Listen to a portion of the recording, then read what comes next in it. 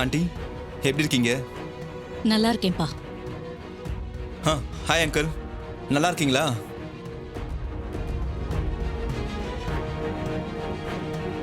என்னமாமா அத்தை எவனையோ வர வச்சு இவன் தான் கார்த்தின்னு சொல்றாங்க. அத்தை இப்படிலாம் பண்ணுவாங்க நான் கொஞ்சம் கூட நினைச்சு பார்க்கலாமாமா. நான் தான் அப்பவே சொன்னேனே மாப்பிள்ள, இதுல ஏதோ உள்கூத்து இருக்குன்னு. எவ்வளவு பெரிய கிரிமினல் வேலையை பார்த்துருக்கா பாருங்க இவ. கரெக்டா சொன்னீங்க மாமா. கார்த்தி சார், உங்களை பார்க்கணும்னு நான் ரொம்ப ஆசைப்பட்டேன். பல தடவை ட்ரை பண்ணியும் உங்களை பார்க்கவே முடியல. இப்பதான் உங்களை மீட் பண்ண வாய்ப்பு கிடைச்சிருக்கு. Really I'm very happy. எனக்கு உங்களை மீட் பண்ணது ரொம்ப சந்தோஷம். பக்கத்தூர்ல எல்லாருமே உங்களை பத்தி பெருமையா பேசிக்கிட்டாங்க. நல்லது கெட்டது எல்லாத்துக்கும் நீங்க முன்னாடி வந்து நிக்கிறத எல்லாரும் சொல்றாங்க. அந்த ஊரே உங்களை காவல் தெய்வமா கொண்டாடுறாங்க. நேத்து கூட எங்க அம்மாவை ஒரு ஆபத்துல இருந்து காப்பாத்துனீங்க. நீங்க இல்லனா அவங்க கோயில் ஃபங்க்ஷன்ல கலந்துக்க முடியாம போயிருக்கோம். நானும் மயங்கி கீழே விழுந்தப்போ என்னையும் ஹாஸ்பிட்டல் கூட்டிட்டு போய் காப்பாத்திருக்கீங்க. இப்படி எங்க வாழ்க்கையில நல்லது செஞ்சிருக்கீங்க. எல்லாத்துக்கும் ரொம்ப தேங்க்ஸ் கார்த்தி. நீங்க தேங்க்ஸ் சொல்லுவீங்கன்னு எதிர்பார்த்தலாம் நான் இதெல்லாம் செய்யல. ஏதோ என்னால முடிஞ்சது செஞ்சேன். That's all. தொர்சலா மாமா, நீ பண்ணது எவ்வளவு பெரிய அயோக்கியத்தனம் தெரியுமா உனக்கு? ஊர்ல யாருமே செய்ய துணியாத மனசாட்சியே இல்லாத காரியத்தை பண்ணிருக்க நீ.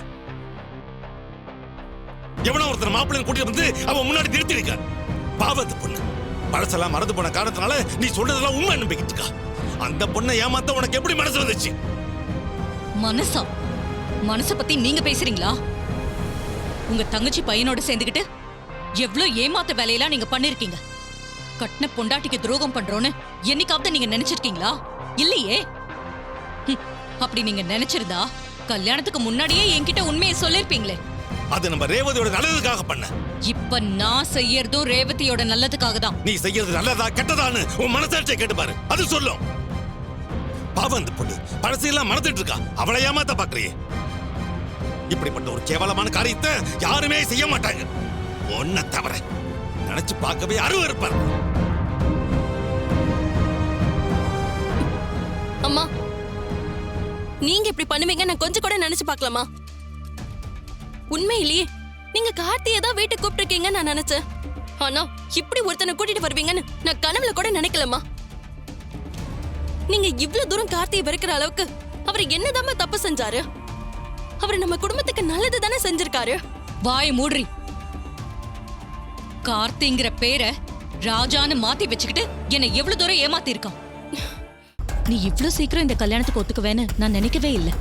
அம்மா, நான் இது உங்க சந்தோஷத்துக்காகவும் குடும்ப சந்தோஷத்துக்காகவும் தான் ஒத்துக்கிறேன்.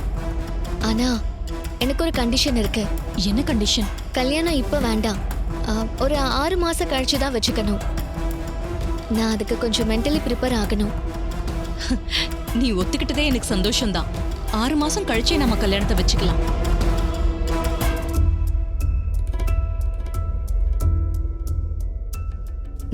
சரிம்மா. லேசா தலைவலிக்கிற மாதிரி இருக்கு. நான் ரெஸ்ட் எடுக்கிறேன். சரி, நீ போய் ரெஸ்ட் எடு.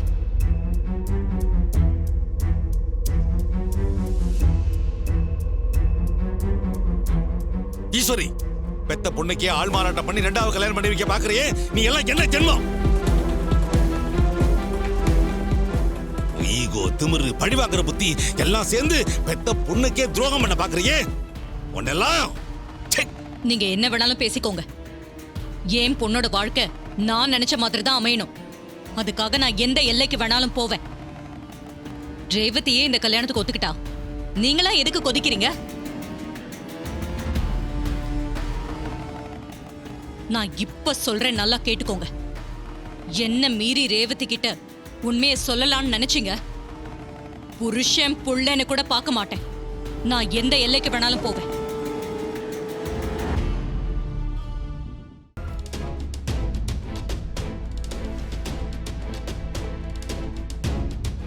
மாப்பிள,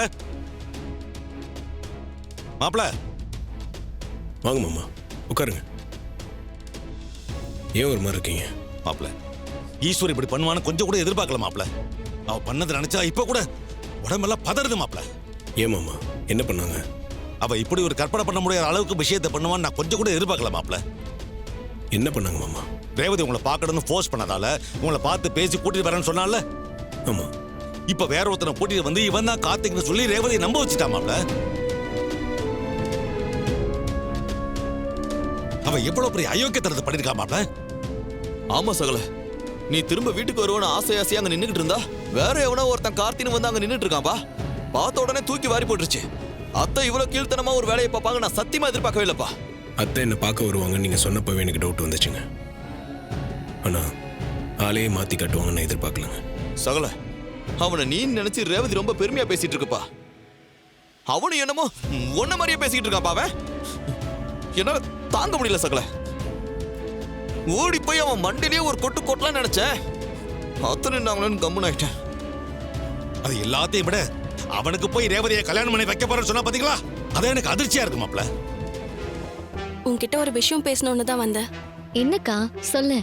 நீ நல்லா யோசிச்சுதான் அம்மா கிட்ட அந்த மருதுவை கல்யாணம் பண்ணிக்கிறேன்னு சொன்னியா? மருதுவா? என்னக்கா சொல்றேன்?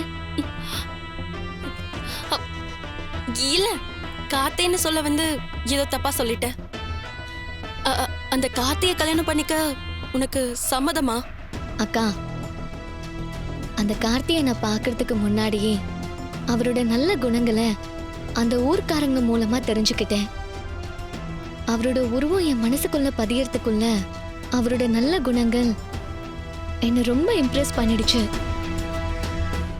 ஊர்ல ஒரு பிரச்சனைனா முன்னாடி வந்து நிக்கிறாரு. அவங்க அம்மா மேல ரொம்ப பக்தியா இருக்காரு. அதனாலதான் அவர் அம்மா ஞாபகமா எப்பவும் அவர் அன்னதானம் போட்டுட்டு இருக்காரு. இதெல்லாம் அவரை பத்தின நல்ல அபிப்பிராயத்தை எனக்கு இன்னும் அதிகமாக்கிடுச்சு. அப்போ அவர் யார் என்னன்னு தெரியாமலேயே அவர் மேல மதிப்பு மரியாதை வந்துதான் இந்த கல்யாணத்துக்கு ஒத்துக்கிட்டியா? ஆமாக்கா, அது மட்டும் இல்ல, அவரு கோயில்ல மயக்கமான என்ன காப்பாத்திருக்காரு, அம்மா உயிரை காப்பாத்திருக்காரு. இப்படி நம்ம குடும்பத்துக்கு நிறைய நல்லது செஞ்சிருக்காரு. அதோட அவர் ஒண்ணு வெளியாள் இல்லையே, நம்ம அத்தை பையன், சொந்தக்காரரு. தாத்தா பாட்டி குடும்பத்துக்கும் நம்ம குடும்பத்துக்கும் ரொம்ப நாளா பகை இருந்துட்டு இருக்கு. அவங்க வீட்டுக்கு நாம போக முடியல, நம்ம வீட்டுக்கும் அவங்க வர முடியல. பக்கத்து பக்கத்து ஊர்ல இருந்தும் எந்த வித பேச்சுவார்த்தையும் இல்லாம தானே இருக்கும். இப்ப நான் அவரை கல்யாணம் பண்ணிக்கிட்டா 2 குடும்பத்தோட பகையும் தீரும். அப்பாவும் தாத்தா பாட்டியோட ஒண்ணு சேர்ந்துருவாரு. நான் அவரை கல்யாணம் பண்ணிக்கிறதால இவ்ளோ நல்லது நடக்கும்னா அதையே நான் கன்சிடர் பண்ணக்கூடாது. அதனாலதான் அம்மா கேட்டப்போ சம்மதம் சொன்னேன். நீ அந்த மருத்துவ உண்மையான கார்த்தின்னு நினைச்சு பேசிக்கிட்டு இருக்க. ஆமா, அம்மா ஏற்பாடு பண்ண ஆளுன்னு நான் உனக்கு எப்படி புரிய வைக்கிறது? அக்கா, என்ன யோசிக்கிறேன்?